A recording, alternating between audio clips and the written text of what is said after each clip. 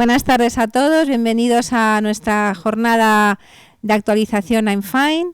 Hoy tenemos un ponente extraordinario con nosotros, el profesor José Antonio López Calvet. Él es catedrático de Fisiología del Ejercicio en la Universidad de Las Palmas. Además de un gran amigo, pues él es un investigador pues prestigioso, reconocido en todo el mundo.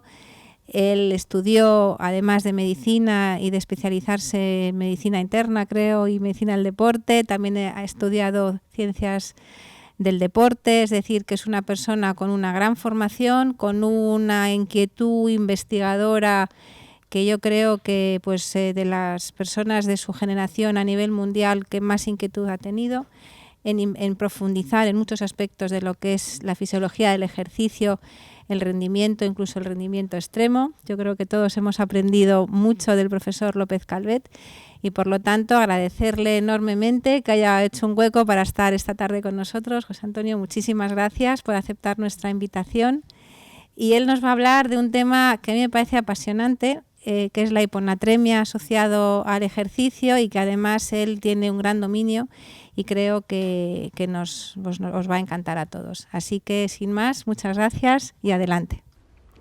Hoy hablaremos sobre la hiponatremia asociada al ejercicio y las repercusiones que puede tener sobre el deportista.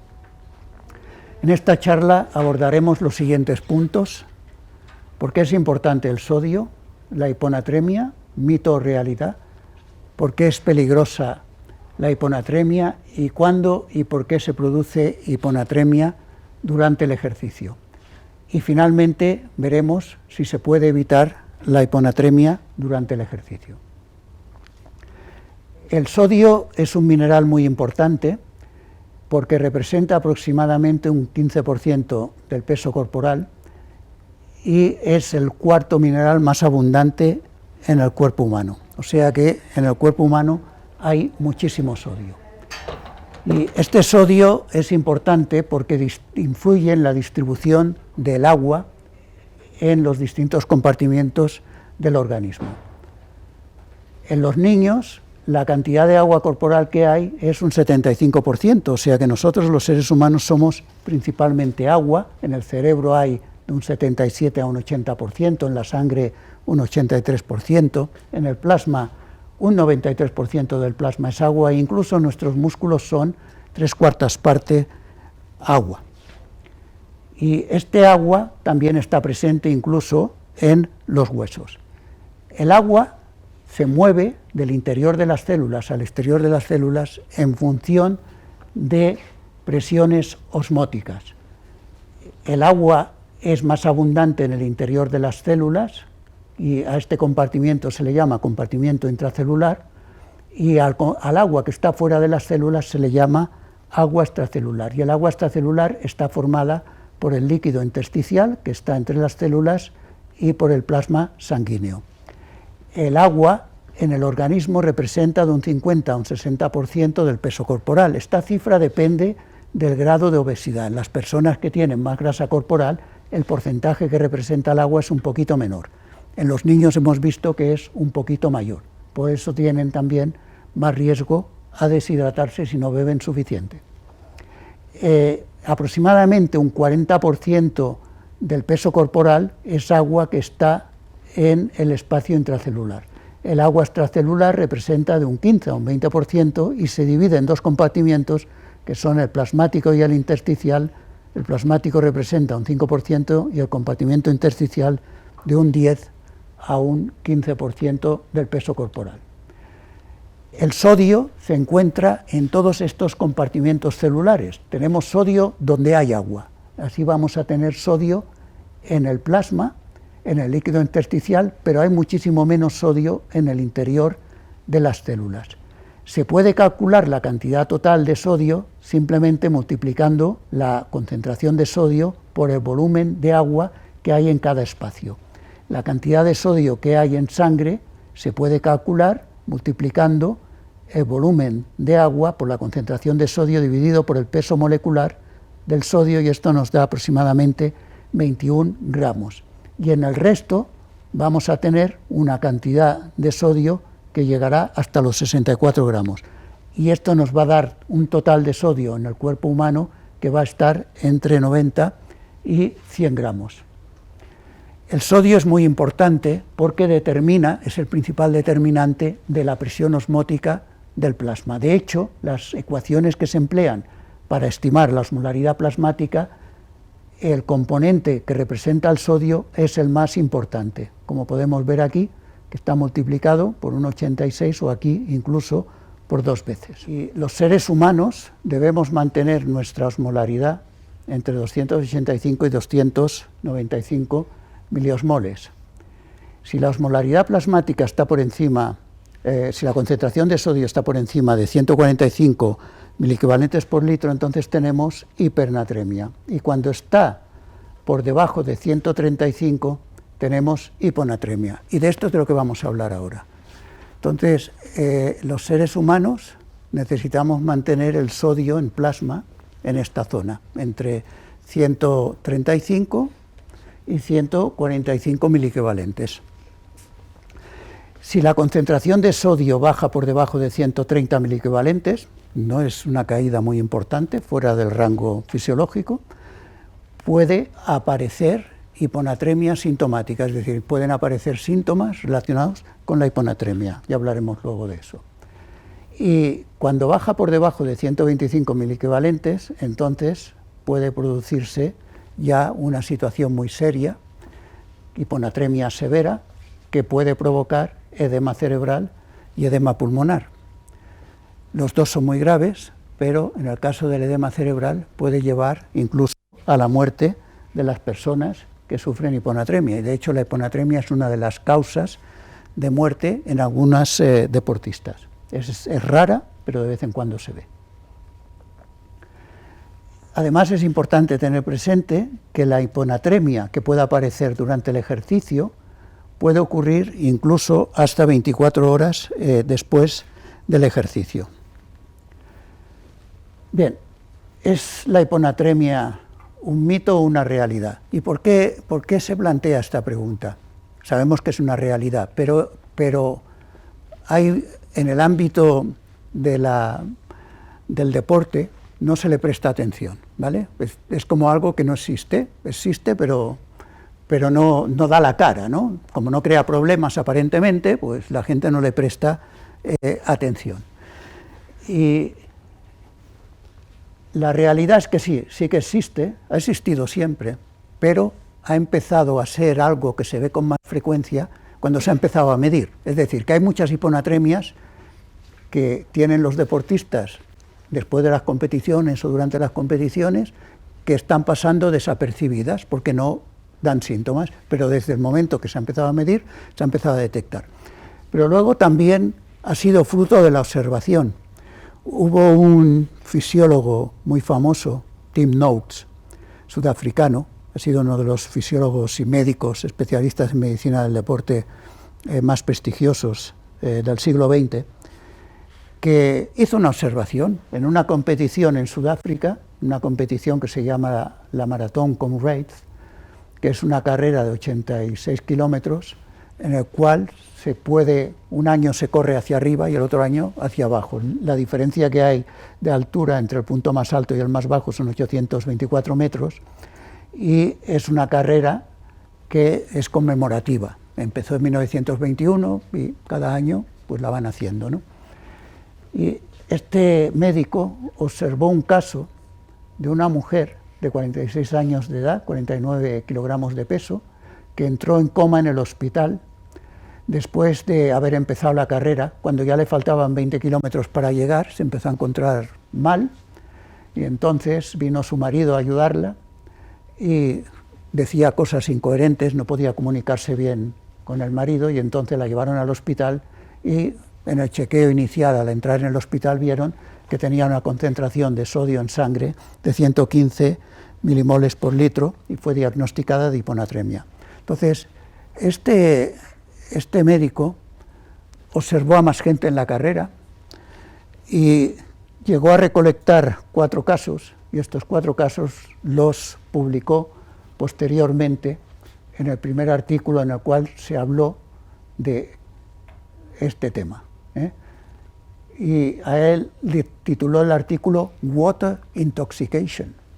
No lo llamó hiponatremia, lo llamó intoxicación por agua. ¿Y qué significa esto? Pues exactamente lo que dice el nombre. La razón por la que estas personas desarrollaron hiponatremia, él pensó que tenía que ver con haber bebido demasiado agua. Pero no tiene por qué ser necesariamente así, porque la hiponatremia puede aparecer si uno pierde demasiado sodio, sin necesidad de haber bebido mucho agua. Pero lo llamó así, lo llamó water intoxication. Y veremos que sí, que tenía razón, que la intoxicación por agua tiene mucho que ver. Y estos 4 casos tenían una característica, y es que por lo menos habían estado corriendo durante 7 horas y tenían hiponatremia severa, tenían síntomas. Posteriormente, en JAMA, Journal American Medical Association, en el 86, un año después, 2 médicos que les gustaba las carreras de larga distancia, fueron a correr en una carrera de larga distancia e hicieron exactamente lo que a mí me enseñaron cuando estaba estudiando Ciencias del Deporte en la Universidad de Barcelona, o cuando estudiaba Medicina Deportiva en esa misma época, que es, hicieron lo que les dijeron que había que hacer, que es beber agua durante la carrera, aunque no tuvieran sed, y beber, pues cada 15 minutos, intentaran beber pues unos 300 mililitros de agua, o sea, como un vaso de agua cada 15 minutos, con lo cual te colocas en un poquito más de 1 litro de agua cada hora de carrera. Es algo que más o menos en aquella época era lo que se recomendaba. Hicieron esto y ambos médicos fueron hospitalizados con hiponatremia y encefalopatía. ¿Encefalopatía qué es esto? Pues problemas en el sistema nervioso que incluyen múltiples aspectos. Pueden tener pérdida del control motor de alguna extremidad, descoordinación, incapacidad para hablar, problemas visuales, problemas neurológicos generalizados sin un patrón claro, dolor de cabeza, ganas de vomitar, etc. Y que parecía que habían tomado demasiada agua. Y ellos mismos publicaron su caso en esta revista. O sea que los mismos médicos que sufrieron el problema les llamó tanto la atención que lo publicaron en una revista muy buena. ¿Y cuáles eran los valores de sodio que tenían en sangre? Pues uno de ellos tenía 123 y el otro 118. Y tenían hipoosmolaridad, ¿vale?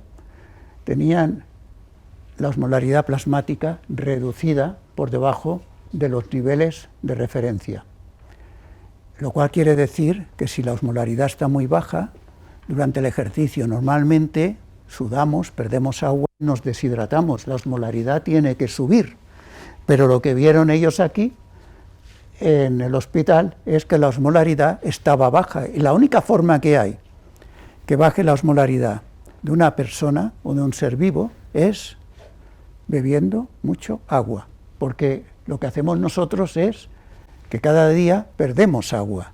Si no bebemos agua, la osmolaridad sube. Entonces la única manera que tenemos que nos suba la osmolaridad es beber agua. En el Congreso Americano de Ciencias del Deporte de 1985 se presentó este abstract, que no he podido encontrar publicado en forma de artículo, pero en este abstract estudiaron a triatletas que habían participado en el Ironman de Hawái. De ellos, pues había 53 hombres y 11 mujeres de edades entre 21 y 63 años, con tiempos de finalización de la carrera de 10 a 16 horas, y observaron que el 29% tenía hiponatremia, es decir, concentraciones de sodio en sangre por debajo de 135 miliequivalentes. Y los valores más bajos que vieron estuvieron en la zona de 114. Bien, el tiempo fue pasando y claro, en el 86 se empezó a hablar de que existía este riesgo en las pruebas de larga distancia, de que se desarrollara hiponatremia. Entonces aparecieron en la literatura algunos trabajos adicionales y uno de los más interesantes es este. Este es un trabajo publicado en New England Journal of Medicine, en el cual hablan sobre la prevalencia de hiponatremia entre los participantes en la maratón de Boston. En este caso, consiguieron reclutar a 766 corredores, de ellos 488 consiguieron facilitar una muestra de sangre a la llegada que fue útil para poder hacer el estudio, y observaron que un 13% de los 488 tenían hiponatremia. O sea, parece que esto mejoró un poco con respecto al trabajo del 85, que la prevalencia de hiponatremia es un poquito más baja. Esto haría pensar que efectivamente la gente ya empieza a conocer el problema y hacen algo para evitar la hiponatremia. Podría ser esa una razón, pero también podría ser simplemente que el Ironman son de 10 a 16 horas lo que tardaban, y en hacer la maratón de Boston no se tarda tanto, aunque aquí había corredores de todo nivel, pero no se tarda 16 horas en completar la maratón de Boston. En cualquier caso, lo que sí observaron fue que hubo 3 corredores que tuvieron que ser ingresados, hospitalizados, porque tenían niveles de hiponatremia severa. Hicieron cálculos para ver qué pasaría si la observación que ellos hicieron fuese representativa de todos los corredores que participaron en la maratón de Boston, y al hacer esos cálculos llegaron a la siguiente conclusión, y es que aproximadamente 1.900 de los 15.000 participantes en la carrera, ahora son muchos más, ¿no? Ahora corren la maratón de Boston más de 30.000 personas cuando se hace la carrera, ¿vale? Pues 1.900 habrían tenido hiponatremia, y de ellos 90 deberían haber tenido hiponatremia crítica, si extrapolamos los resultados, pero no hubo 90 ingresos hospitalarios, ¿vale? Lo cual quiere decir que es muy probable que haya gente que tenga hiponatremias severas que no hace sintomatología, ¿vale? Y que pasa desapercibida, pero esto no quiere decir que no estén en riesgo. Como no sabemos quién es el que va a hacer síntomas y quién no, pues no podemos decir que sea algo banal. Esto también se ha estudiado en la Maratón de Londres, y en el caso de la Maratón de Londres, en un estudio posterior, en 2006, uno espera ya que después de 20 años de haberse hecho el diagnóstico de la existencia del problema y de saber que tiene que ver con la intoxicación de agua, con beber exceso de agua, pues uno espera que en 2006 las cosas vayan mucho mejor.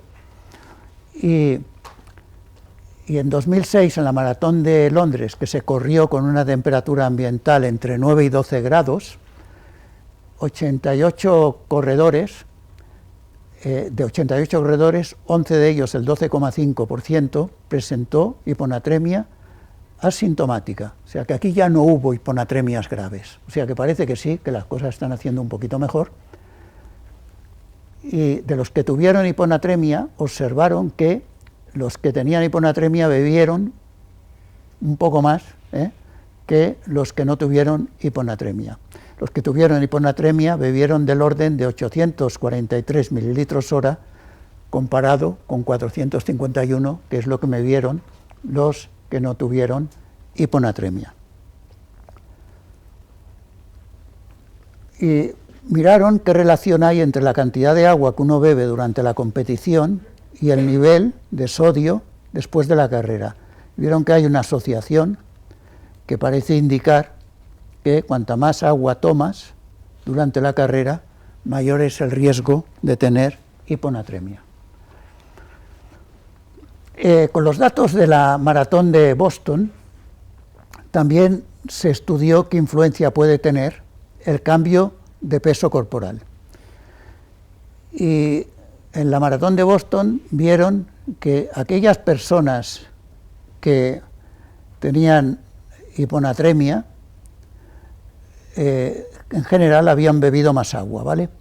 Y aquí lo que tenemos representado es el porcentaje de personas que tuvieron hiponatremia en función de lo que habían bebido o de la fluctuación de peso que tuvieron en la carrera, ¿vale? Y los que aumentaron de 3 a 5 kilos el peso corporal, pues el 70% hizo hiponatremia. Alguien me dirá, ¿cómo se puede aumentar el peso corporal 5 kilos durante una maratón? Se tiene que hacer muy mal, ¿no? Hay que beber muchísima agua para aumentar el peso corporal en 4 o 5 kilos en una maratón. Pero estos son datos registrados, está publicado en la mejor revista de medicina que tenemos en el mundo. Y hubo, de los que aumentaron entre 2 y 3 kilogramos el peso corporal, hubo un 16% de hiponatremias. Y así pues fue bajando. Y aquellos que perdieron peso corporal, pues si habías perdido peso corporal, el riesgo de tener hiponatremia pues era muy pequeño, ¿eh? Estos, los que se deshidrataron durante la carrera, no hicieron hiponatremia. ¿Por qué? Porque cuando pierdes agua aumenta la osmolaridad plasmática, la concentración de sodio sube. Pero, ¿es posible tener hiponatremia y deshidratarse? En una maratón, muy poco probable. Tendrían que correr la maratón en Qatar en verano. Pero en una carrera más larga sí, se pueden producir las dos cosas, hiponatremia y deshidratación a la vez. Por lo tanto, ¿es la hiponatremia un mito o una realidad? Pues es una realidad. ¿Y cuándo ocurre? Si ganas peso durante la carrera. O sea, durante una competición no hay que ganar peso. Alguien me preguntará, ¿y cómo sé si estoy bebiendo suficiente? Luego lo abordaremos. ¿Y el peso lo podría controlar? Ayer me enteré que Google ha creado una zapatilla que te da el peso. Si te lo da bien, porque si vas a decidir la cantidad de agua que vas a tomar en función de una lectura de peso de una zapatilla, tienes que estar muy seguro que te la está dando bien, ¿vale? Pero bueno, la cuestión es que no hay que ganar peso durante la carrera. Cuando las pruebas son de más de 4 horas de duración, el riesgo de hiponatremia es mayor. Si es menos de 4 horas es raro que haya hiponatremias, ¿vale? Entonces, una maratón, ¿quién la corre en 4 horas? Los que tienen nivel bajo. Los maratonianos de élite corren la maratón en 2 horas y un poquito más, ¿vale? Entonces no tendrán riesgo de hiponatremia. Es muy raro que haya una hiponatremia en un maratoniano de élite. El índice de masa corporal extremo, claro, es muy grande, suele ser una persona no entrenada, ¿eh? Si es una persona muy delgada también hay mayor riesgo de hiponatremia. Tomar antiinflamatorios antes de la competición, estar tomando antiinflamatorios, esto aumenta el riesgo de hiponatremia. Las mujeres tienen más riesgo de hiponatremia y además, si sufren hiponatremia, suele ser más severa. Y luego hay algunos factores genéticos predisponentes. Bien, ¿por qué es peligrosa la hiponatremia? Para entender por qué es peligrosa la hiponatremia, me van a permitir que explique algunos conceptos básicos acerca de cómo se regula el movimiento de agua en los compartimientos celulares. Aquí tenemos representado un pistón en esta zona y un cilindro cerrado, y en medio del cilindro tenemos una membrana semipermeable, es decir, que permite solo movimiento de agua a su través. Entonces, el agua siempre tiende a equilibrarse a ambos lados de la membrana, de tal manera que la concentración de partículas sea el mismo a este lado que a este. Por lo tanto, el agua se va a mover de donde hay menos partículas a donde hay más, hasta que se alcance el equilibrio.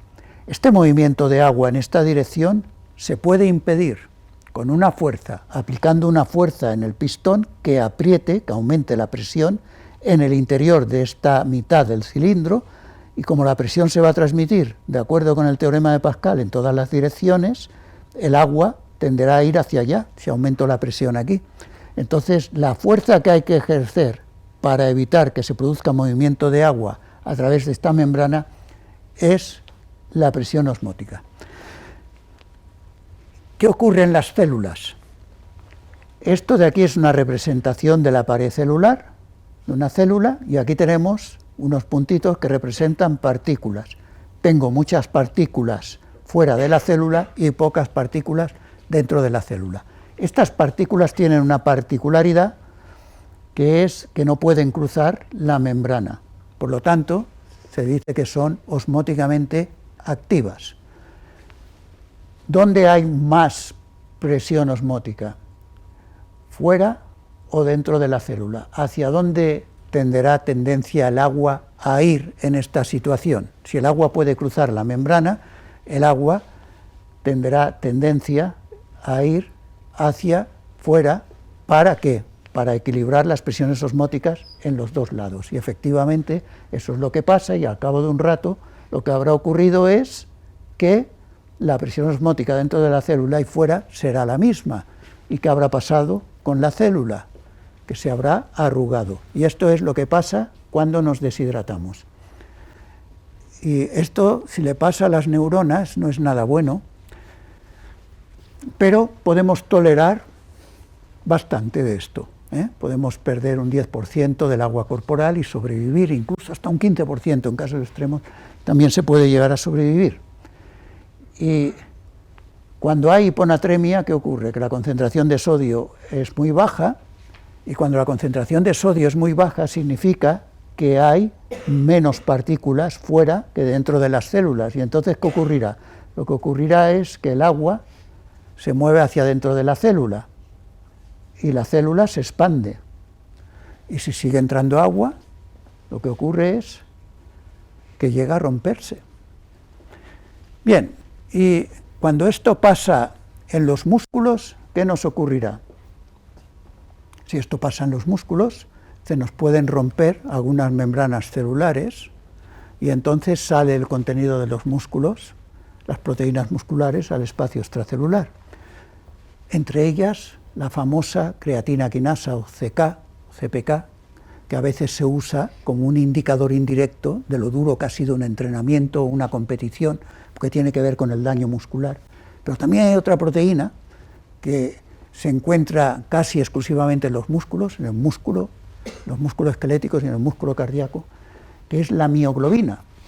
Y la mioglobina, cuando pasa a la sangre, tiene tendencia, cuando pasa por el riñón, a precipitar en el riñón y puede producir un fallo renal agudo, una insuficiencia renal aguda que puede ser muy grave. A eso se le llama rhabdomiólisis. Entonces, cuando uno tiene hiponatremia durante el ejercicio y el ejercicio es muy duro y se combina el estrés mecánico del ejercicio, porque es muchas horas, porque es una prueba de ultradistancia y además hay hiponatremia, aumenta el riesgo de rhabdomiólisis, que puede provocar insuficiencia renal.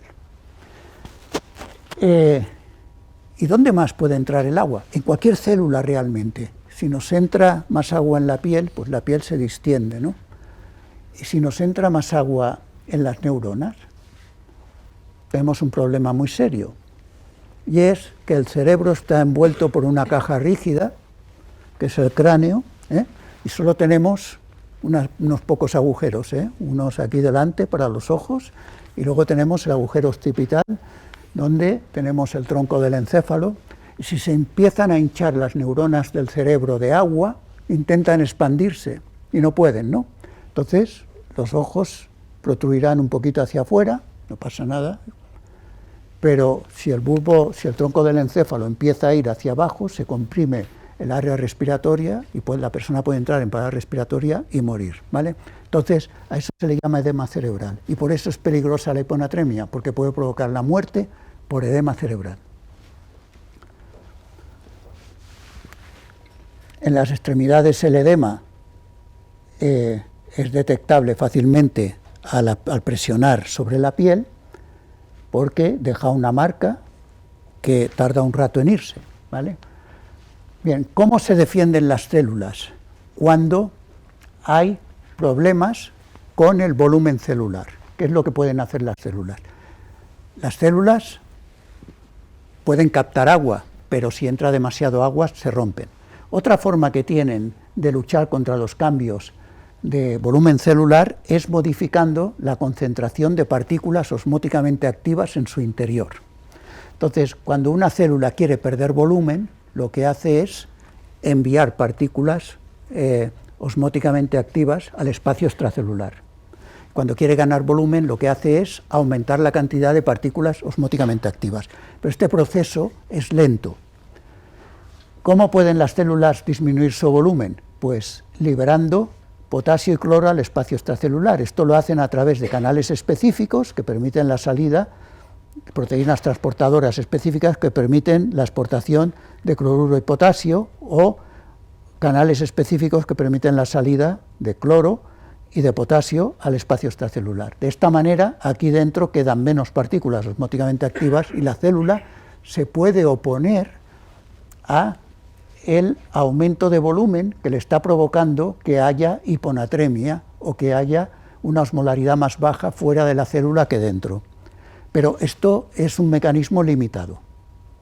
También puede utilizar otros mecanismos de intercambio, como esta otra proteína, que es un intercambiador de potasio ion hidrógeno, que se combina con la acción de esta otra proteína que intercambia cloro y bicarbonato, de tal manera que volvemos a tener otra vez que ha salido potasio y cloro fuera de la célula para disminuir su volumen, y este bicarbonato y este ion hidrógeno se combinan, forman CO2 por acción de la anhidrasa carbónica, y este CO2 pasa fuera de la célula, con lo cual ha conseguido lo mismo la célula, disminuir su carga osmótica en el interior para intentarse adaptar a una situación de menos osmolaridad plasmática en el espacio extracelular.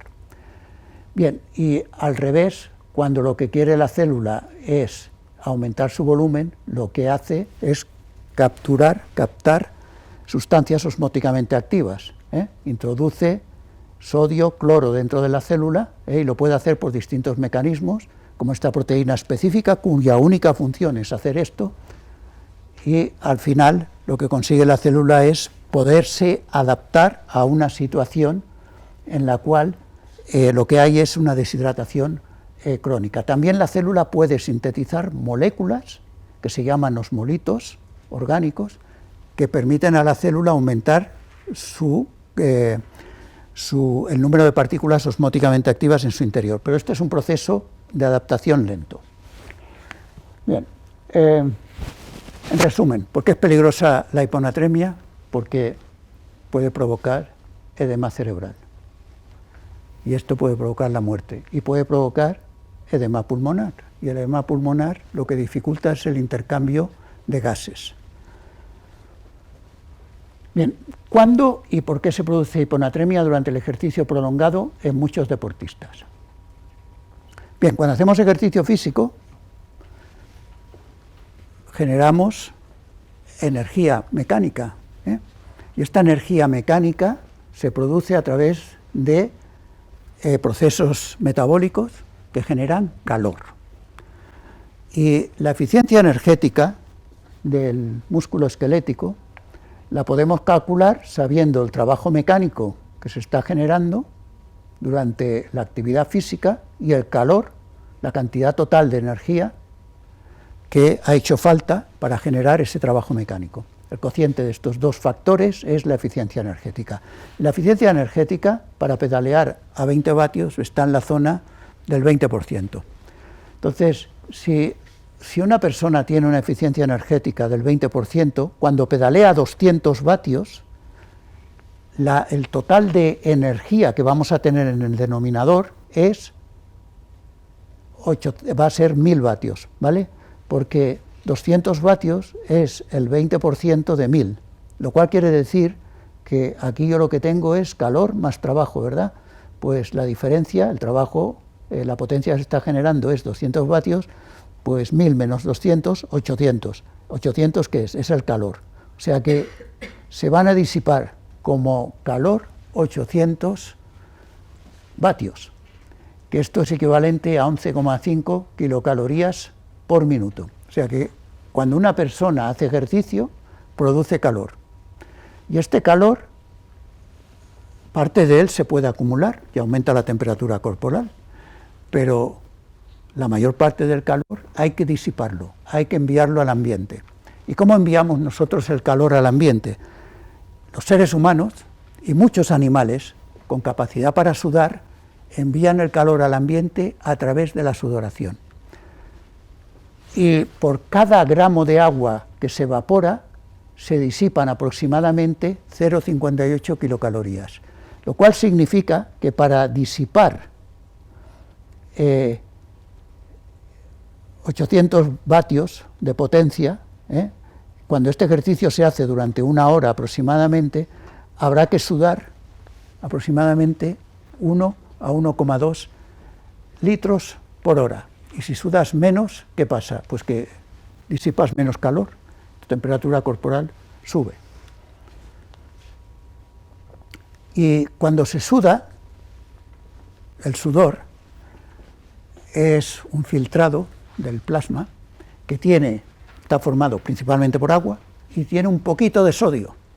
O sea que cuando se suda se pierde sodio. Y la cantidad de sodio que hay en el sudor es de aproximadamente 35 miliquivalentes por litro como media, pero puede oscilar entre 10 y 70. Y esto, si uno pierde esta cantidad de sodio, aproximadamente estará perdiendo 1,5 gramos de sodio por litro de sudor. ¿Cuántos hay en el organismo? Hemos dicho el 0,15% del peso corporal, sodio total, y la cantidad de sodio que puede moverse son unos 100 gramos como mucho, o sea que a este ritmo tenemos para muchas horas, pero lo malo es que no podemos quedarnos sin sodio. Con la aclimatación al calor mejora la reabsorción de sodio del sudor, es decir, la concentración de sodio en el sudor no es constante durante el ejercicio. Y cuando uno entrena, y está entrenado y está adaptado al calor, es capaz de reabsorber más sodio. ¿Y eso qué significará en términos del riesgo de hiponatremia? Menos riesgo, ¿vale? Menos riesgo de hiponatremia. El ejercicio físico produce deshidratación y aumento de la osmolaridad. Y en 10 litros de sudor se van a perder 15 gramos. Bien, la cuestión es, ¿podría yo tener hiponatremia si no bebo agua durante el ejercicio?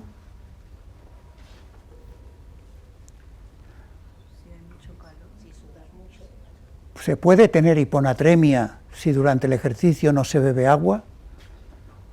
¿Sí o no? Que levanten la mano todos los que crean que es no. Bien, los que crean que es sí. Pues es no. Es no. ¿Por qué?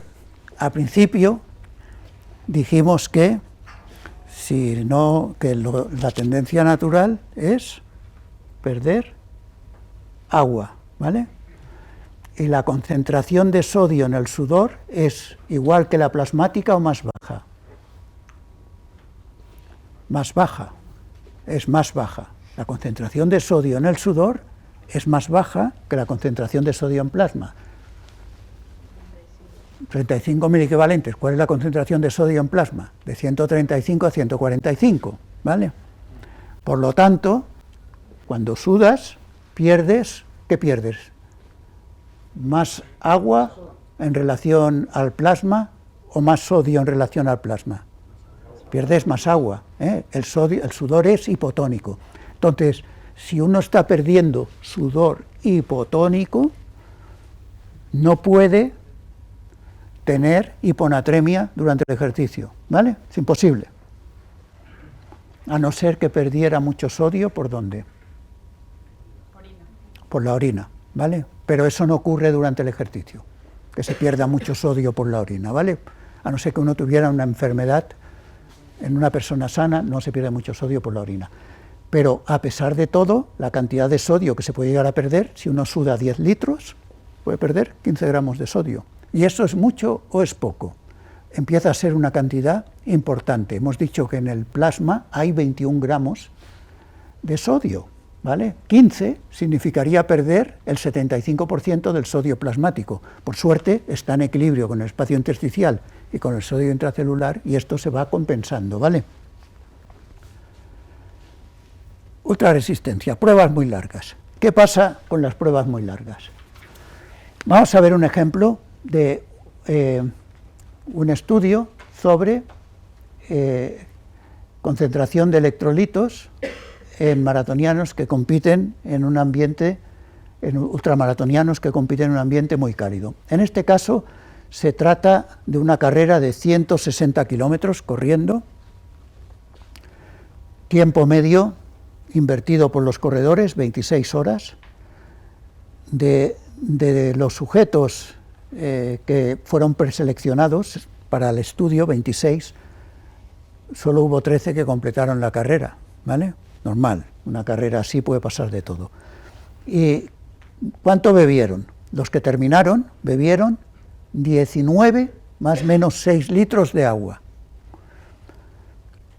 El rango fue de 11,9 a 28, a un ratio de 0,7 litros por hora. Esto es lo que bebieron. 28 litros. Una barbaridad. ¿Cómo se pueden beber 28 litros de agua? Una carrera. Y perdieron peso, medio kilo, pero no ganaron peso. ¿Y esto es mucho peso o es poco peso? Esta pérdida de peso. Es poco peso, ¿vale? Es casi no cambiar el peso.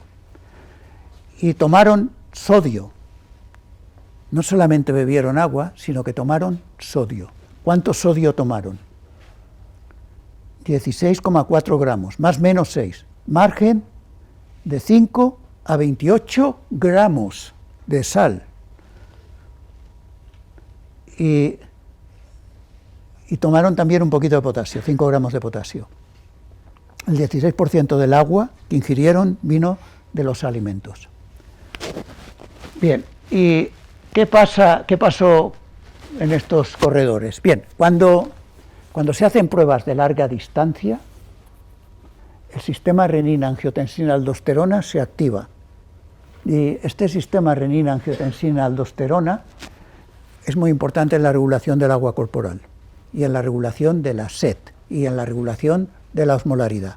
Y el sistema renina-angiotensina-aldosterona se activó en esta carrera, aumentó 6 veces, y cuando aumenta la aldosterona, lo que hace la aldosterona es aumentar la reabsorción de sodio en los riñones, fantástico, pero también aumenta la reabsorción de sodio en el sudor, y el sudor que tenían, la concentración de sodio que tenían en el sudor antes de empezar la carrera, estos corredores era de 74 miliequivalentes por litro, y al final de la carrera, en el sudor, había bajado a 19, es decir, que el organismo se va adaptando a esta situación del ejercicio prolongado y cada vez reabsorbe más sodio, pero aun con todo siguen perdiendo sodio por el sudor. Y los que terminaron la carrera experimentaron un ligero aumento en volumen plasmático del 12%, mientras que los que no terminaron la carrera, el volumen plasmático no cambió en ellos. ¿Y por qué aumentó el volumen plasmático? Significa que están reteniendo agua, el balance hídrico que están teniendo, entre lo que beben y lo que sudan, está desplazado hacia una pequeña ganancia de agua en el espacio vascular. Y esto tiene una razón fisiológica, pero la cuestión que nos tenemos que plantear nosotros es si eso ha ocurrido de forma natural o es iatrogenia. Es lo que le pasó a los médicos que hemos hablado al principio, que corrieron esa carrera en 1985 y que tuvieron que ir a urgencias porque tenían una hiponatremia. Fue iatrogenia, bebieron más de la cuenta. Y yo me pregunto, ¿habrán bebido más de la cuenta los que terminaron la carrera, los que llegaron a completar los 160 kilómetros y por eso ganaron un poquito de volumen plasmático? En cualquier caso, ningún corredor de los que participaron en esta prueba tuvo hiponatremia. ¿Y qué es lo que han hecho? Han tomado sodio, mucho sodio, durante la carrera. Y en este estudio también miraron qué relación había entre la cantidad de líquido que tomaron y la concentración de sodio después de la carrera. Y la relación es muy pequeña, ¿vale? Es significativa, pero sí que se ve que los que toman más líquido, los que beben más líquido, pues tienen un nivel de sodio más bajo. Esto es una constante en el problema de la hiponatremia. Si se bebe demasiada agua o ingiere insuficiente sal, aparece la hiponatremia. ¿Y qué ocurre cuando hay hiponatremia? Cuando hay hiponatremia, las células gliales que están en el sistema nervioso central y dan soporte a las neuronas, pues claro, si hay hipotonicidad alrededor, captan agua, y cuando estas células gliales captan agua, se hinchan, tienen un poquito de estrés, y lo que hacen es que liberan taurina al espacio extracelular. Y esta taurina en el espacio extracelular difunde hasta que llega a las células magnocelulares, que son células que lo que hacen es, cuando son estimuladas por taurina, disminuyen su frecuencia de disparo, y esto lo que hace es que disminuya la secreción de vasopresina, y la vasopresina es la hormona antidiurética. Entonces, cuando estamos haciendo ejercicio muy intenso, de larga duración, como puede ser una carrera de 160 kilómetros, ¿qué es lo que va a ocurrir? Pues lo que va a ocurrir es que si bebemos demasiado, vamos a liberar esta hormona antidiurética y nos vamos a ver con un problema, y es que como el riñón además tiene menos flujo sanguíneo del normal en reposo, no podemos orinar el exceso de agua. Si bebes de más, te la quedas, el agua, y te diluye el nivel de sodio, y entonces puedes tener hiponatremia. Ojo, el flujo sanguíneo renal está disminuido durante el ejercicio. Entonces, el riñón no nos va a ayudar, o nos ayudará mucho menos de lo que nos habría ayudado si bebemos más agua de la cuenta. Yo suelo recomendar, yo doy clases de alimentación en Las Palmas, entonces suelo recomendar a mis alumnos que empiecen el día bebiendo agua. ¿Por qué empezar el día bebiendo agua? Hemos estado toda la noche sin beber agua. De hecho, es la fase del día más larga en la que el ser humano está sin beber agua. Durante la noche perdemos agua. Entonces, por la mañana, lo lógico es tomar agua para volverse a rehidratar, ¿no? Es una buena manera de empezar el día, con un vaso de agua, 2 vasos de agua, según necesidad. Pero cuando uno hace ejercicio físico, si uno toma más agua de la cuenta, el riñón se activa y va a eliminar el agua, pero cuando estás haciendo ejercicio esta posibilidad está mermada, porque el flujo sanguíneo renal está disminuido. ¿Cómo podemos evitar la hiponatremia de esfuerzo? No ganar peso durante la carrera. Esta es la norma sagrada, ¿vale? Y no ganar peso es suficiente, puede que no. ¿Por qué? En la maratón de Boston vieron que había algunos corredores que no ganaron peso y tuvieron hiponatremia. Y alguien dirá, ¿y cómo puede ser eso? Pues sí, puede ser porque cuando uno hace ejercicio tiene que perder peso, ¿vale? Siempre perdemos algo de peso, porque si quemas hidratos de carbono y quemas grasa, por lo menos esa parte de peso la tienes que perder. Entonces se tiene que perder algo de peso. Ingerir durante la competición alimentos o bebidas con sodio. Esto está discutido, lo dejaremos para la parte más práctica de la sesión. Entrenar profesionalmente para competir profesionalmente. O sea, no quieras competir como un profesional entrenando de cualquier manera. Y el entrenamiento aquí, en este tipo de carreras de ultrarresistencia, implica una preparación global, implica no solamente la preparación física para la carrera, sino la hidratación durante la carrera, lo que vas a comer durante la carrera, el calzado que vas a llevar, etcétera, etcétera. No tomar antiinflamatorios. Vamos a ver, el ejercicio físico lo hacemos por motivos principalmente de salud y para divertirnos. Cuando uno es joven, asume riesgos físicos a costa de divertirse. Pero a medida que pasan los años ya no te hace tanta gracia asumir riesgos físicos simplemente para divertirte. Y normalmente a la mayoría de las personas la salud le importa. Entonces, ¿qué sentido tiene practicar un deporte que me va a provocar daños y dolores que impliquen que tenga que tomar antiinflamatorios para seguir entrenando, para poder ir a la carrera, o que vaya a la carrera y que sepa que cuando lleve 30 o 40 kilómetros me va a empezar a doler algo y me tomo un antiinflamatorio durante la carrera para poder terminar la carrera? Esto no tiene sentido. Y alguien dirá, ¿y hay gente que lo hace? Sí, mucha gente, ¿vale? Cada vez menos. ¿Por qué? Porque sabemos que los antiinflamatorios aumentan el riesgo de hiponatremia y causan daño en el riñón y podrían causar o aumentar el riesgo de trastornos gastrointestinales durante la carrera. Sin embargo, son útiles, si quieres notar menos dolor durante la carrera, ayudan, por eso los toman, ¿vale? Las mujeres tienen más riesgo y si sufren hiponatremia suele ser más severa, y siempre hay que tener presente que cuando uno hace una carrera de larga distancia, si no se encuentra bien, una retirada a tiempo, ya sabéis lo que dice el refrán español, retirada a tiempo es una victoria. Entonces hay que saberse retirar de la competición, y es misión del entrenador, del preparador físico, aconsejar adecuadamente a las personas que entrena, decirle, mira, si no te encuentras bien, pues te retiras y ya está, no tienes por qué llegar a toda costa. Muchas gracias por su atención.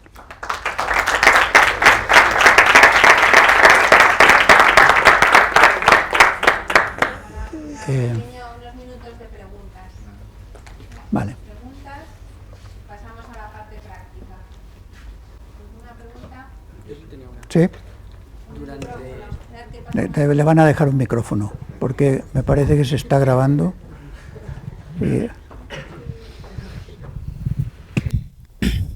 Durante las grandes competiciones de ciclismo, como la Vuelta a España, el Tour y demás, hay muchos ciclistas que sí que paran a orinar. ¿Puede ser que sea porque su flujo sanguíneo no se vea disminuido en el riñón? Si orinan, quiere decir que el riñón está funcionando, ¿vale? Entonces, claro, es que el flujo sanguíneo renal no baja a cero, baja en proporción a la intensidad relativa que el esfuerzo representa para ese deportista. Entonces, los ciclistas, la intensidad relativa de una etapa, Tour de Francia o Vuelta a España, está estimada en la zona del 60% del V2 max,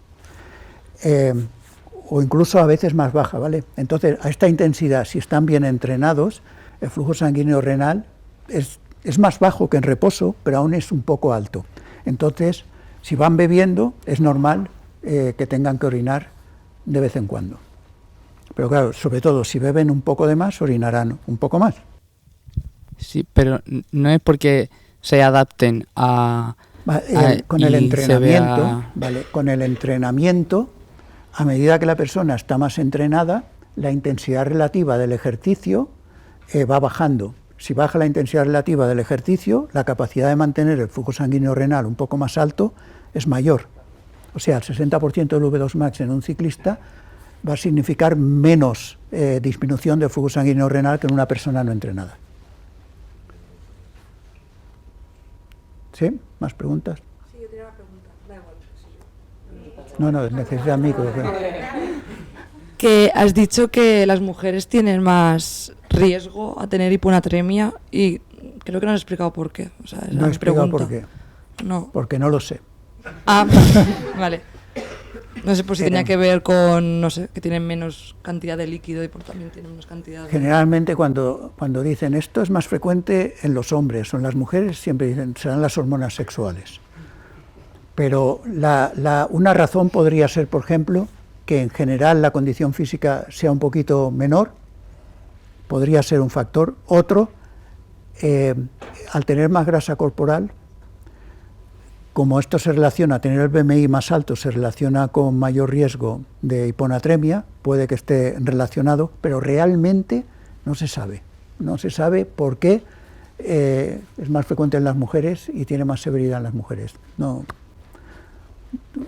una idea para alguien que quiera resolver un problema. ¿Más preguntas? ¿No? ¿La consecuencia del SIADH? Micrófono. Está grabando para que se grabe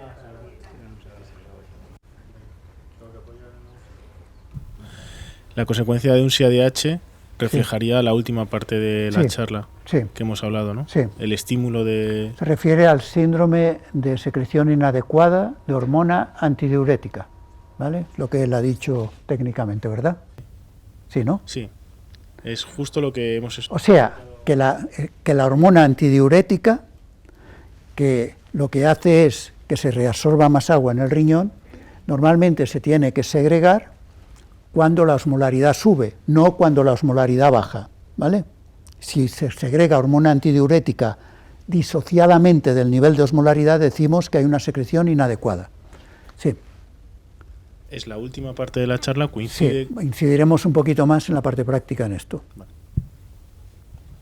Pero quería hacer alguna pregunta al respecto. No, es sobre ese tema. O sea, cómo poder explicar esa hiponatremia que se refleja en paralelo con el SIADH en el deportista de élite. Bueno, veremos algo de esto. Veremos algo en la segunda parte. Lo dejo para la segunda parte. ¿Sí?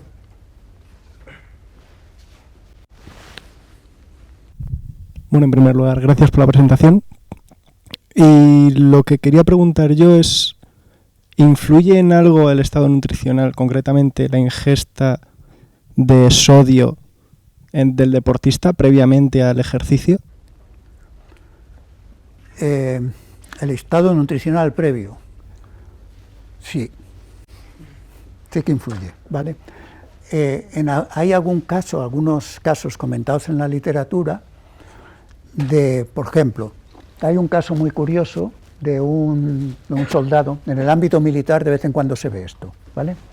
Porque claro, Afganistán, calor, altitud, o otro tipo de pruebas con el traje de defensa química, que van completamente aislados del ambiente, entonces ahí es como un horno, ¿vale? Entonces, claro, en el ambiente militar sí que se han visto algunos casos curiosos, y hay un caso publicado, por ejemplo, de un soldado profesional americano que sufrió hiponatremia y deshidratación a la vez.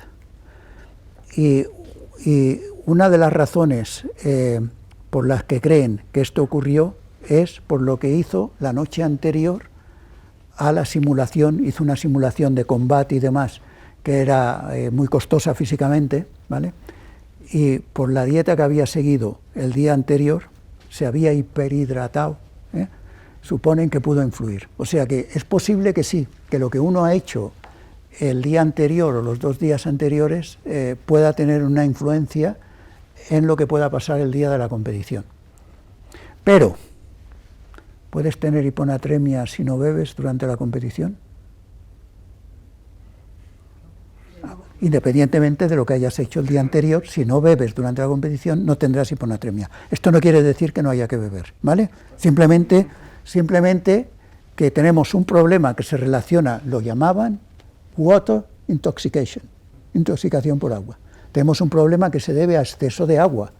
Lo contrario es nada de agua. Entonces, ¿cómo se evita el problema? Quedándote en el sitio donde tienes que estar, bebiendo suficiente. Y ahora lo que nos falta saber es cuánto es suficiente, cuánto sodio tengo que tomar y cómo mezclo las dos cosas, ¿no? Beber o sea suficiente. que la ingesta, aun por mucho sodio que tomes antes del ejercicio, eso no va a tener, por así decirlo, repercusión en el ejercicio durante el riesgo de hiponatremia. Si tomas sodio antes, el sodio tardas un tiempo en eliminarlo, no lo vas a eliminar. Tampoco se absorberá todo lo que tomes, ¿vale? En el tubo digestivo, pero no vas a poderlo eliminar tan rápidamente, ¿de acuerdo? Entonces, claro, eso haría que cargaras las reservas de sodio de cara a la competición, pero no parece la estrategia más adecuada. Hay otras soluciones mejores que cargar de sodio el día antes. De acuerdo, gracias. ¿Sí? La última y pasamos a la parte práctica.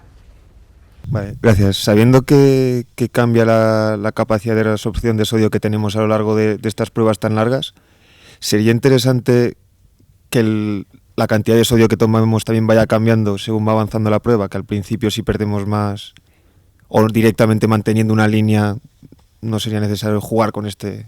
Bien, desde el punto de vista fisiológico, la respuesta sería sí, pero tenemos un problema, que es que no sabemos cuánto sodio estamos perdiendo, ¿vale? Y a qué velocidad lo perdemos. Y esto es individual. Hay personas que pierden un poquito más, otros pierden menos, ¿vale? Ni siquiera están de acuerdo los fisiólogos, por ejemplo, en temas como si hay que tomar o no sodio, ¿vale? Hasta ese extremo llega el problema. Cuando no hay coherencia entre los investigadores, entre si hay que tomar o no hay que tomar, si hablamos ahora encima de la cantidad, estamos a un paso mucho más allá. Primero hay que resolver si hay que tomar o no hay que tomar. Aunque parte de la respuesta ya la tenemos. ¿Sí? Pues vamos a empezar otra vez. Pero lo que vamos a hacer ahora es ver algunos trabajos en concreto sobre este tema y algunos ejemplos. En este estudio, Water Intoxication, el primer estudio que se publicó, midieron muchas cosas, ¿vale? Y, por ejemplo, miraron cuántas horas de competición llevaban las personas que sufrieron el problema. Vieron que más de 7. Y también comprobaron cuál era el nivel de hiponatremia que tenían. Entonces, estos investigadores lo que hicieron fue intentar calcular de dónde viene el problema, ¿vale? ¿Cuánto sodio habría hecho falta tomar, por ejemplo, para prevenir el problema? Si lo hubiéramos intentado prevenir a base de tomar sodio. O cuánto agua se ha tomado de más, etcétera, ¿no?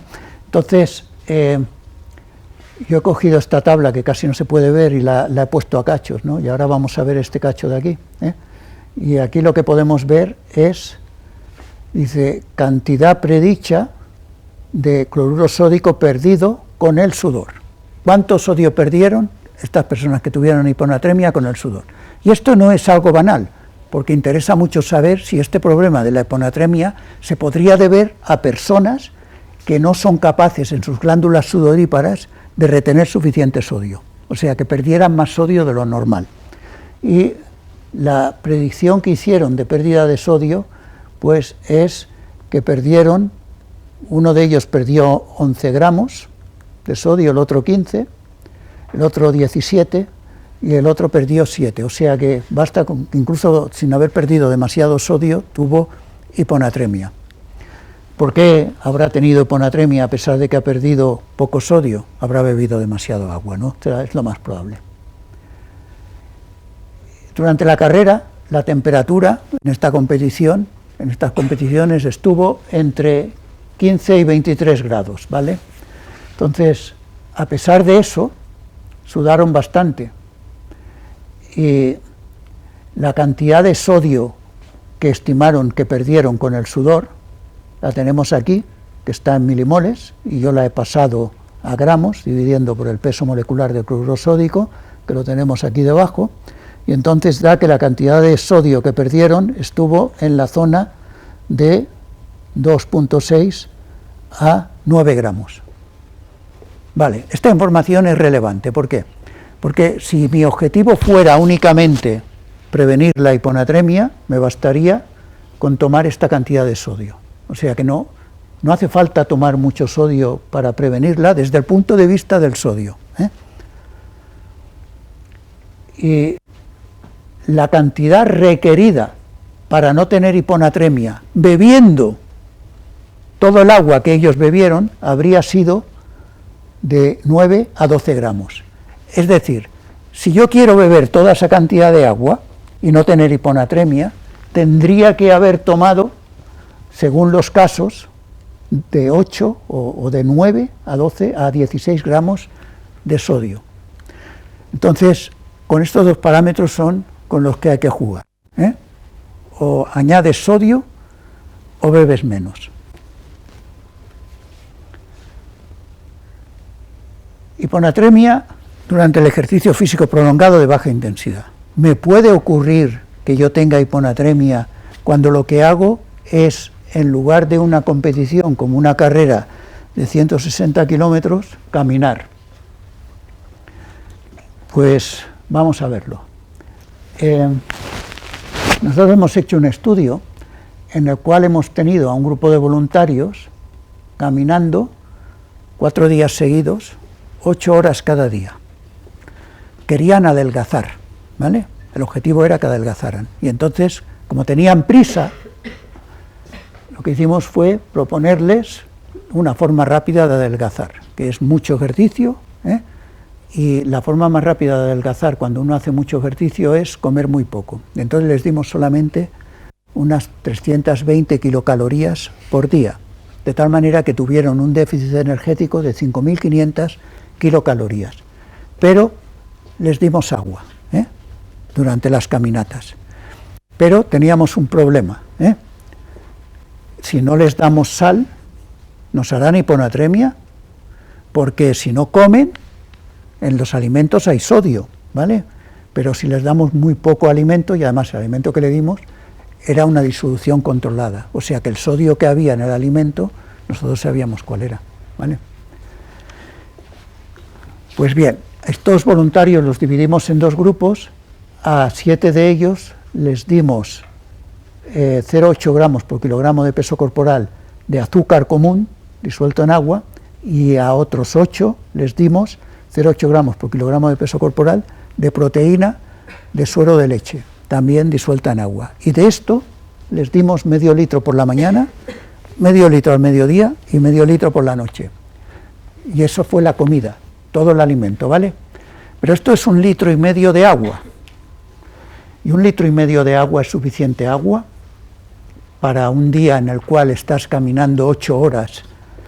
Bueno, la temperatura ambiente era moderada, estaba en torno a los 10 grados, 12 grados, y no había mucho sol.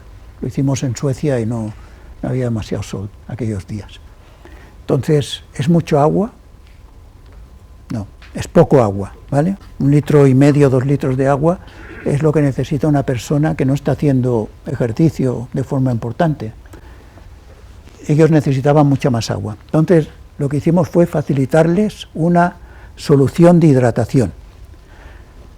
Y les dijimos que podían beber ad libitum, o sea, lo que quisieran, según la sed que tuvieran. Y eso es lo que hicieron, bebieron la solución de hidratación ad libitum. No les dimos pastillas de sal. ¿Les tendríamos que haber dado pastillas de sal? Les podría haber dicho, mira, bebe lo que quieras, según la sed, y aquí tienes pastillas de sal, y si te apetece tomarte alguna, te la tomas, ¿eh? Esto es ingestión de cloruro sódico ad libitum. Y alguien dirá, bueno, ¿y por qué? ¿Y qué? El cerebro de una rata, si tú la colocas en la jaula y le pones una botellita con agua, sin nada de sal, y otra botellita con mucha sal, la rata va tomando de vez en cuando un poquito de sal y va bebiendo agua. Y esto lo hace perfecto, de tal manera que mantiene su concentración plasmática de sodio y su sodio corporal normal. Es decir, la rata sabe cuánto sodio necesita, su cerebro lo sabe. Y nuestro cerebro también sabe eso. Se llama sed de sal. Entonces le podríamos haber dado sal y haberle dicho, si te apetece tomar algo salado, pues tú mismo lo tomas. Y igual nos habría ido mejor. Y aquí tienen alguno, está un poco molesto con él. Bien, y aquí lo que tenemos es los valores de osmolaridad plasmática. Y esto es antes de salir a caminar, el grupo que tomó solo azúcar y el que tomó solo proteína, proteína de suero de leche, whey protein. Y aquí es después de 4 días caminando, y después de 4 días caminando la osmolaridad es un poquito más baja, pero está dentro, aquí está un pelín por debajo de 285, y aquí también un pelín, o sea que la osmolaridad está un pelín baja. Pero después de 3 días de seguir una dieta control, esto prácticamente ya se normalizó. O sea que la osmolaridad bajó un poquito, ¿vale? ¿Qué pasó con el sodio? El sodio estaba normal, o sea, no tuvimos problemas con el sodio, ¿vale? No hicieron hiponatremia. Bebieron ad libitum, la intensidad del ejercicio era baja. ¿Y qué cantidad de sodio les dimos? No mucha. Aquí teníamos 300 miligramos de sodio por litro en la disolución que tenía whey protein, y en la disolución de sacarosa había un poquito menos de sodio, pero luego en la bebida de hidratación había 160 miligramos de sodio por litro. Entonces ellos se ajustaron y tomaron la cantidad de agua que necesitaron y no tuvimos problemas con la hiponatremia. ¿Qué habría pasado si en lugar de hacer esto en Suecia, lo hacemos en verano en Madrid? Pues que posiblemente habrían perdido mucha más agua durante el ejercicio y habrían tenido que beber más.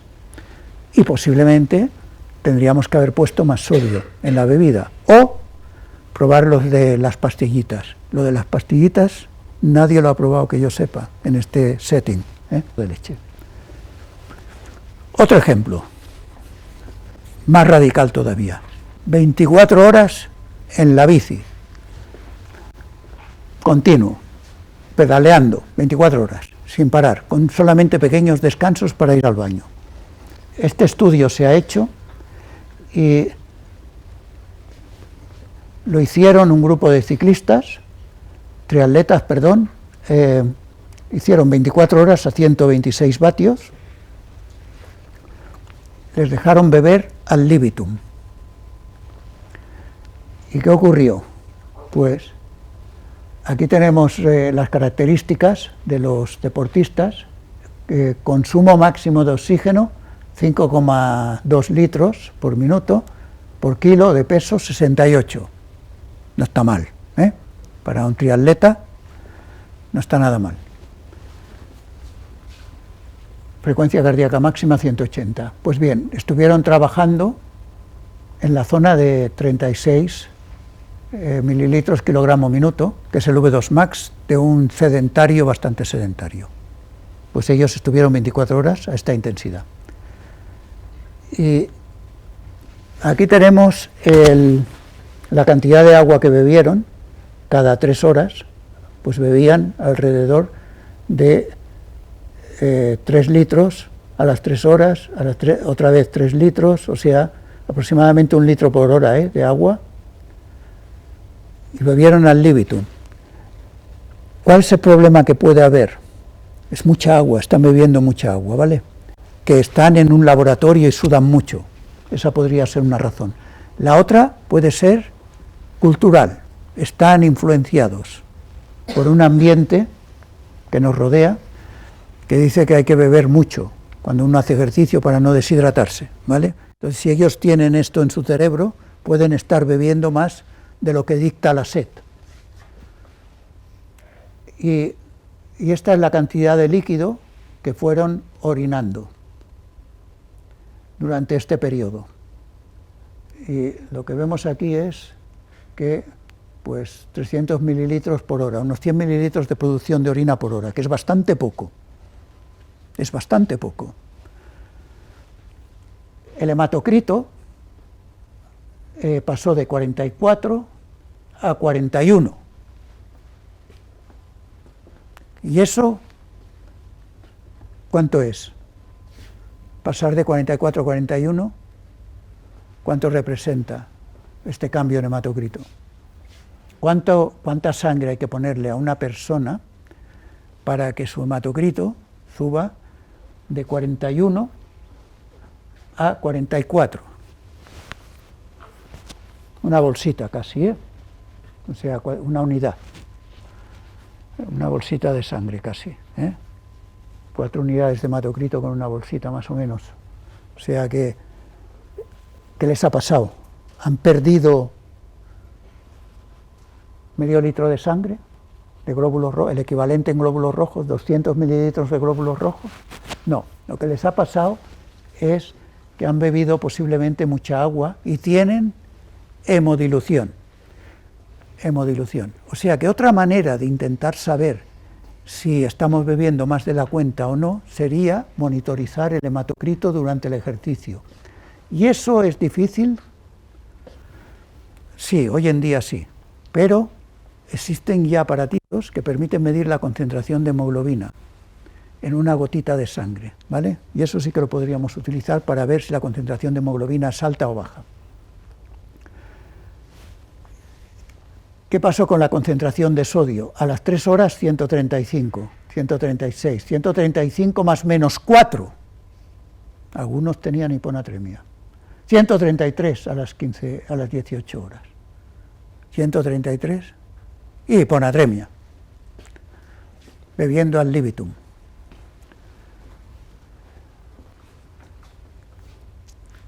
Y aquí miraron otra cosa, que esto es el péptido atrial natriurético, y el péptido atrial natriurético aumentó 90, 199, 400. Esto es 23 por 20, 600, 30 veces. ¿Qué es esto? Péptido atrial natriurético. ¿Qué es el péptido atrial natriurético? Induce diuresis de sodio, o sea que esto favorecería la pérdida de sodio a través de la orina. ¿Pero orinaban mucho? No. ¿Pueden haber perdido mucho sodio por la orina? No demasiado. Entonces, la pérdida de sodio para la hiponatremia, ¿por dónde tiene que ser? Por el sudor. Tiene que ser por el sudor principalmente. Pero el péptido atrial natriurético es un marcador también ¿de qué? ¿Dónde se produce? En el corazón. Es un marcador de distensión de la aurícula derecha. ¿Y cuándo se distiende la aurícula derecha? Cuando le llega mucho retorno venoso. Y eso pasa cuando hay hipervolemia. Entonces lo que les está pasando es que están bebiendo demasiado. Y están bebiendo tanto que su aurícula derecha lo está detectando y está empezando a alargar péptido atrial natriurético para forzar ¿qué? Diuresis, ¿vale? Para disminuir la volemia. ¿Y lo consiguen o no lo consiguen? No lo consiguen. ¿Por qué no lo consiguen? Porque el riñón no responde adecuadamente a la señal. Pues están haciendo ejercicio de flujo sanguíneo renal es bajo. Ganaron peso. Ganaron peso. No mucho, pero ganaron peso. Y midieron el diámetro de la aurícula derecha al principio, a las 6 horas de esfuerzo y a las 21 horas. Y vieron que el diámetro de la aurícula derecha aumentó. Y por eso están segregando péptido atrial natriurético, porque responde al estiramiento de la aurícula. Alguien dirá, pero esto es bueno, porque si estiras más la aurícula y hay más retorno venoso, el volumen sistólico será mayor, el corazón se tendrá que esforzar menos, mecanismo de Frank-Starling.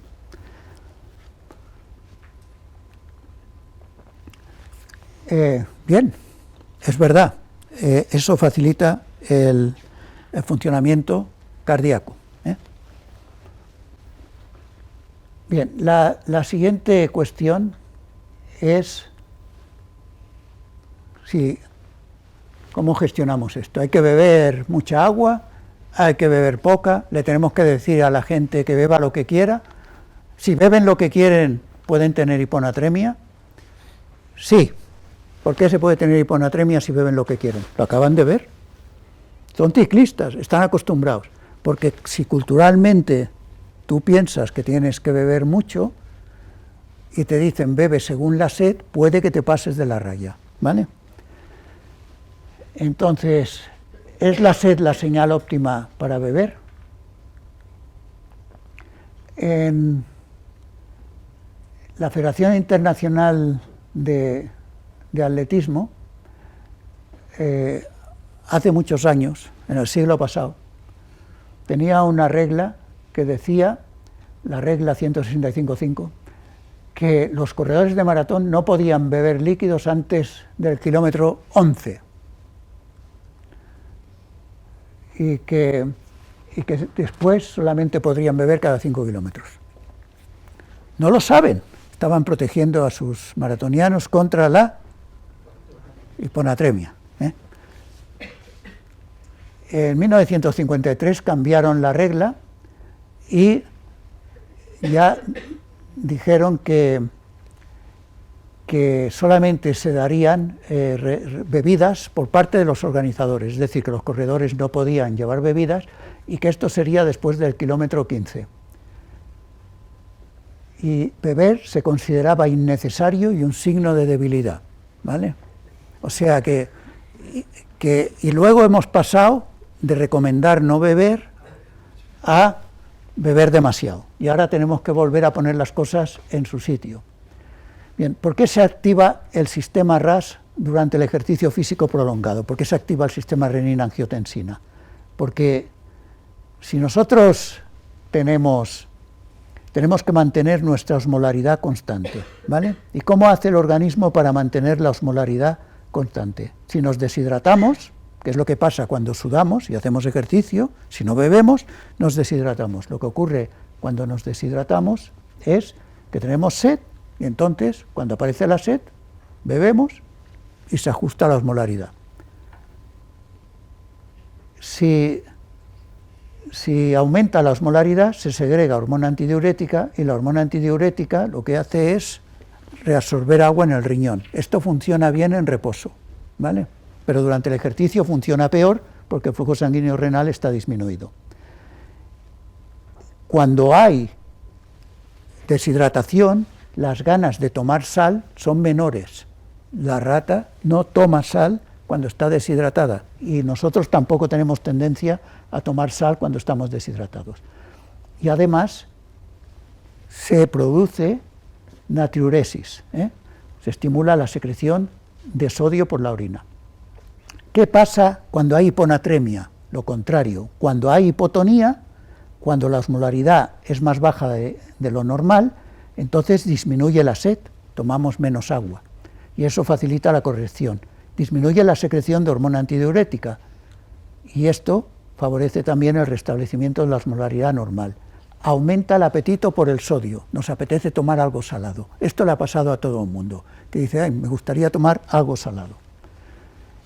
Y disminuye la eliminación de sodio por la orina. Esto funciona perfecto en reposo, pero durante el ejercicio, debido a que el riñón tiene menos flujo sanguíneo, esto funciona peor. Normalmente, la osmolaridad se detecta en diversos lugares del cerebro, donde están neuronas especializadas en detectar osmolaridad.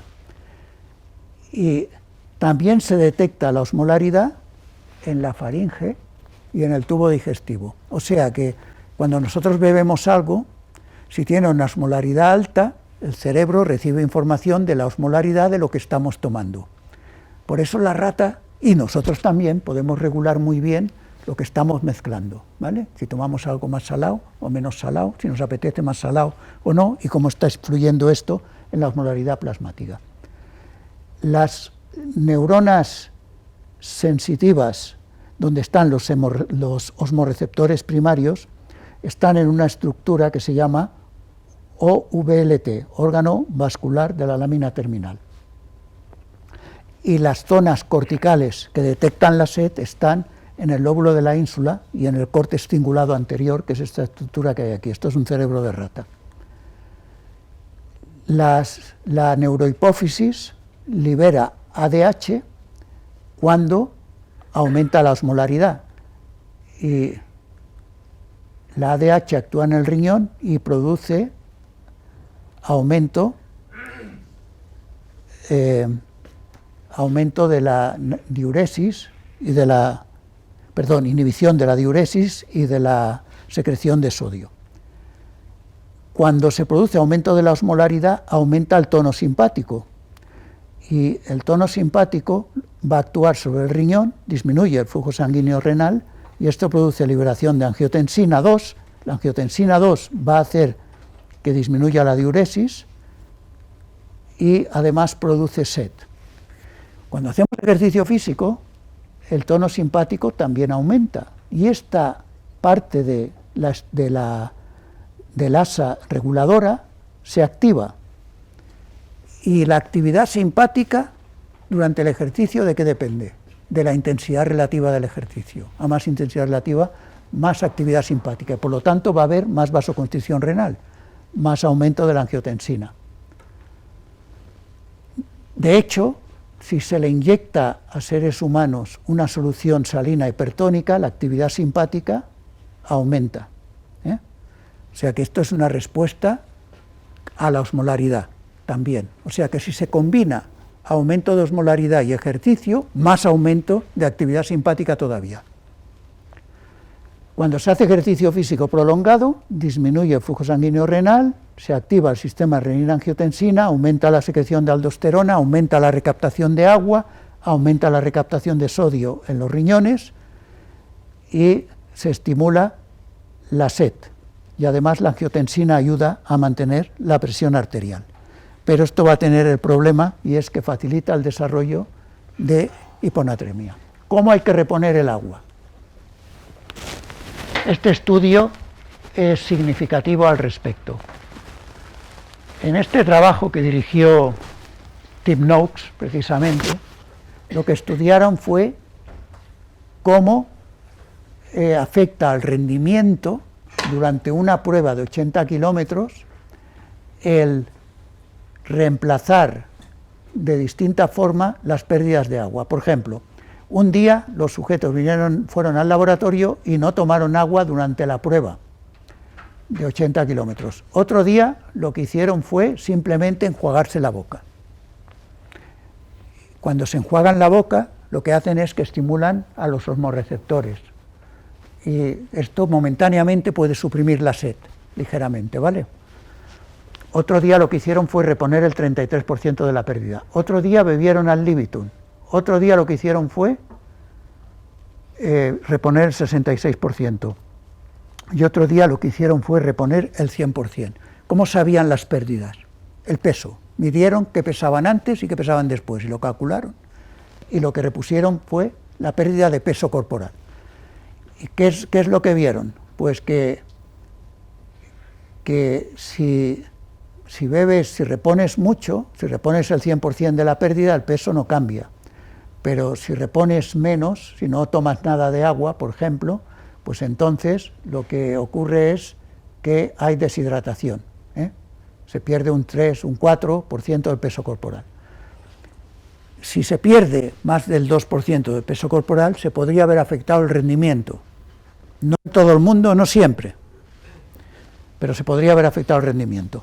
Entonces, el beber ad libitum, ¿qué permitió? Pues permitió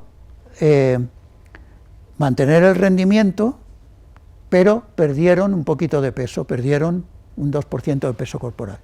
Y hay que tener en cuenta que cuando hacemos ejercicio físico tenemos que perder peso, porque perdemos glucógeno muscular, perdemos grasa de los triglicéridos musculares y de los triglicéridos del tejido adiposo, entonces hay que perder algo de peso.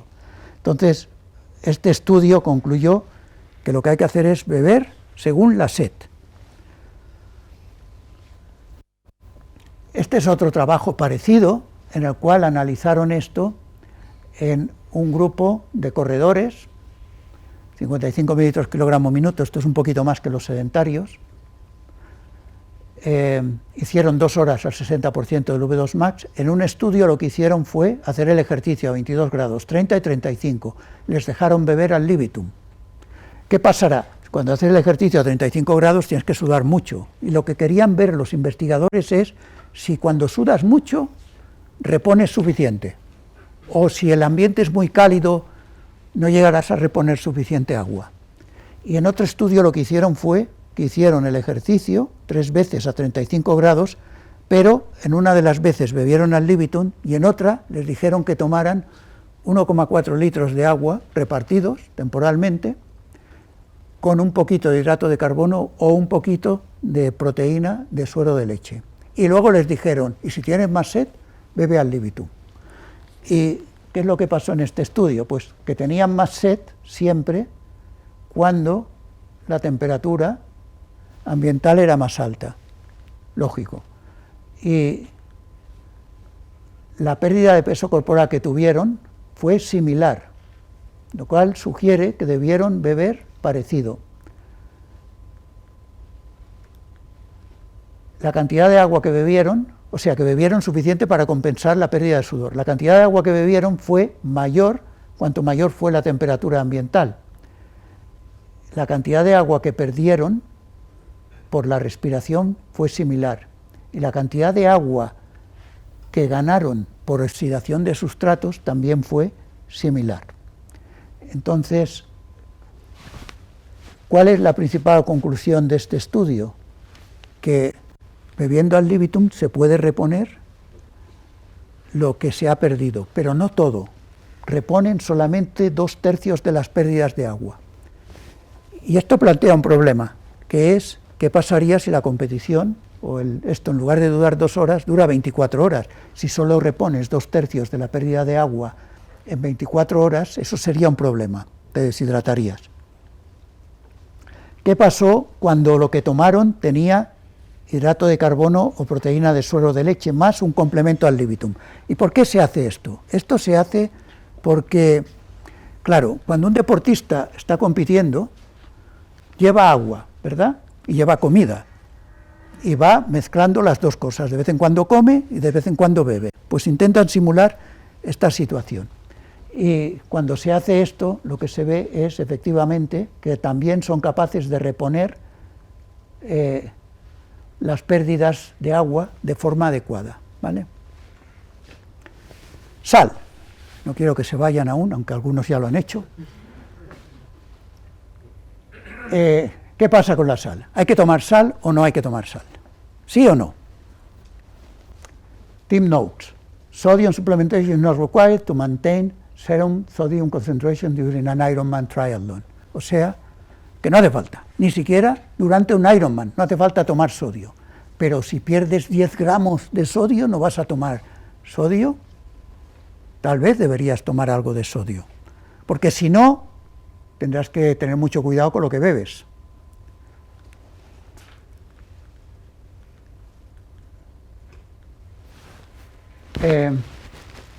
Este es un trabajo que apareció en un abstract recientemente en el Congreso Americano de Ciencias del Deporte, en el cual miraron a ver si tomando sodio disminuía el riesgo de hiponatremia. Y lo que vieron es que efectivamente, si se añade un poquito de sodio al agua, entonces, si la cantidad de sodio que se añade es 60 milimoles por litro, que esto viene a ser 1 gramo por litro de sodio, comparado con tomar 3 veces menos sodio en el agua, pues efectivamente los niveles de sodio en sangre durante la competición se mantenían mucho mejor. Entonces, ¿cuánta sal son 60 milimoles? 1 gramo por litro. Entonces, ¿hay que tomar sal durante la competición? Pues posiblemente sí. Pruebas largas es mejor tomar sodio, ¿vale? ¿Qué cantidad? Pues 1 gramo por litro puede estar bien. Pero posiblemente hacen falta estudios, por ejemplo, en los cuales se permita al deportista llevar un poquito más de sodio y llevar agua y que lo vaya mezclando a ver si esto funciona bien o no. Podría no funcionar, porque, claro, la rata regula muy bien y los seres humanos regulamos muy bien en reposo la cantidad de agua y sodio que necesitamos, pero no sabemos si tuviéramos la posibilidad de elegir agua y sodio por los sabores, si lo mezclaríamos adecuadamente durante el ejercicio. Ese estudio aún no se ha hecho.